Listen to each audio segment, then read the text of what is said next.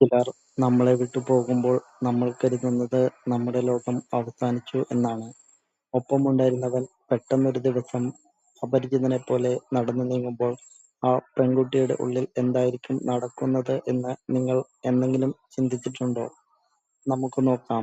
ആ നിമിഷങ്ങളിൽ അവളുടെ മനസ്സ് ഏതൊക്കെ ഘട്ടത്തിലൂടെയാണ് കടന്നുപോകുന്നത് എന്ന്. തേക്കപ്പെടുക എന്നത് പെട്ടെന്നൊരു തീവണ്ടി പാളം തെറ്റുന്നത് പോലെയാണ്. ഇത് അവൻ ഒരിക്കലും ചെയ്യില്ല എന്ന ഉറപ്പിൽ നിന്നുള്ള ഒരു വീഴ്ച. ആദ്യ നിമിഷങ്ങളിൽ അവളുടെ തലച്ചോർ അത് വിശ്വസിക്കാൻ വിസമ്മതിക്കും.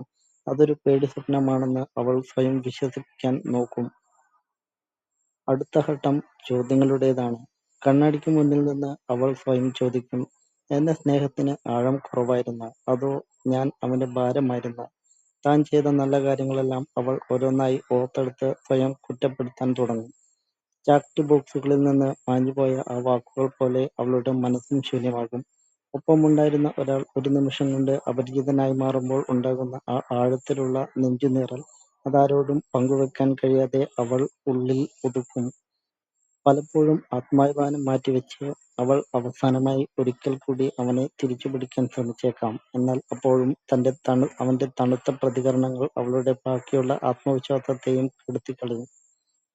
ഒടുവിൽ കണ്ണീരിന്റെ കടൽ താണ്ടി അവൾ തിരിച്ചറിയും, സ്നേഹം നടിച്ചവന്റെ തോൽവിയാണ് അവളുടെ മുന്നിലെ വിജയം എന്ന്.